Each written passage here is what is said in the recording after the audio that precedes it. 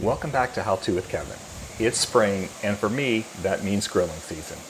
But unfortunately, as I was pulling at my grill this spring, it got a couple of flat tires. And I'm not surprised because as much as I love my grill and how well it's made, the casters are sort of a weak point, being that they're just made of plastic. When we moved into our lake house a couple of years ago, we went from a smooth wood deck to a textured concrete patio. Plus, considering these plastic wheels have baked in the sun for 15 summers, they just couldn't hold up rolling over the concrete. So today, I'm going to show you how to replace the casters on the grill. It's pretty easy, but you will have to find the correct replacement casters before you get started. As you'll see, this might be the hardest part. For my Weber Genesis grill that I bought back in 2010, I found a third-party set of casters on Amazon for around $40 or so. FYI, I'm not being sponsored by anyone for this video, but I will link the casters that I needed for my grill. Unless you have a similar one, you'll just need to find a compatible set for your grill. So I'm going to show you some of the things that I used. This is probably more than you would need, but I used a car jack to try to help hold it up. And that might be something you want to use if you have trouble lifting, but not necessary. You just need to have something to lift it up and put it on some blocks or some bricks, which I have some bricks here, so I'm going to use that. You have to have the replacement casters. I have a couple pair of gloves, and really the only other thing you need is a pair of channel locks. Because I couldn't quite get the jack under there, I lifted it up anyways, so again, this is what I'm saying, not necessary, but I understand some people might have trouble lifting, so if you do have a car jack, you could use that as well to help lift the grill up. And so again, I had some bricks laying around, so you could use bricks. If you have a block, if you have wood, might actually be a little bit better because that way you won't have to worry about scraping up the frame of your grill. I intended to put a towel under there, but just forgot. So that's why you see that towel in the background. And the key here is just to lift it up high enough so that I have room to pull off the caster.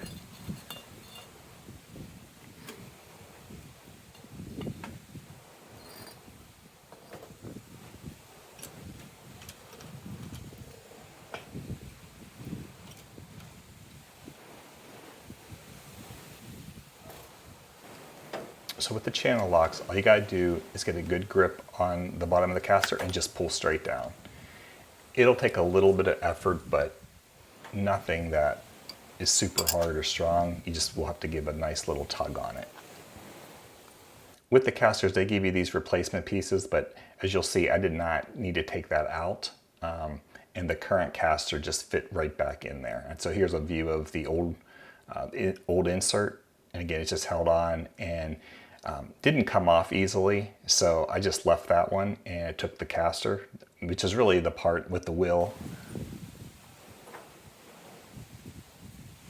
As you can see, it's holding just fine there, so it did not feel the need to pull out and replace that caster. You could do that if they're in bad shape, or if it falls out and pulls out, you might want to put a new one in, but did not come out. Again, another one, just a nice tug down. We can see how rusty that part is. Again, just did not come off easy. The insert where the caster goes, so I just left it. Even though there was a replacement part in there, it was fine. When I put the new casters in, they held completely fine.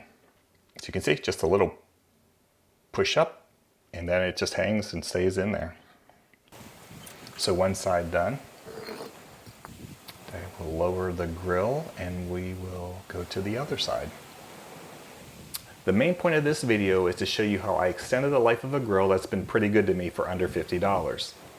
I learned early on that it's better to buy a good grill that will last a long time instead of a cheaper one that rusts out in less than 5 years. At the same time, I see how expensive new grills are, so I'm in no hurry to have to go buy another one anytime soon. As you can see, it rolls just fine. I'm putting the brakes on, and again, it holds it from wheeling around just like their old casters. So this is doing exactly what I needed it to do. But that's just one side, so we will move to the other side.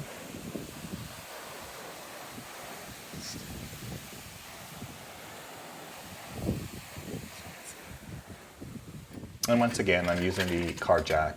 Again, not necessary if you have any blocks that you want to put it up on, that's fine.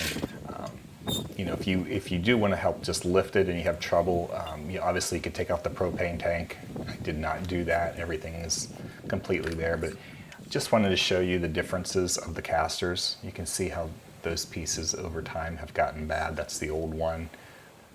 You can see how the sun has really wore that down. It's really gray looking, whereas the new one, nice and shiny black. Same thing, taking 3 bricks. That's sort of what I needed to raise it up high enough. So taking the channel locks, just getting a good grip and giving a little push down, a little bit of a jolt in a way to sometimes get that out. And then again, they didn't replace the insert, just took the new caster and put it in the existing insert, and it holds just fine. All right, 3 wheels down, 1 to go. Little tough angle to see this one, but same thing.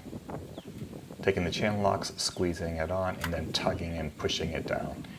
Some of them came out a little bit easier than others, but technically you could probably take a little hammer and pound onto that if you wanted to, but to me it didn't take that. It just took a little bit of a jolt as I was holding onto the channel locks. And then lowering the grill and removing the jack. Okay, with the brakes off, you can see how easily it is to roll with the new casters. I can tell you it was not as easy with those broken casters or the flat tires as I was calling them. So much easier to move this grill around where I need it.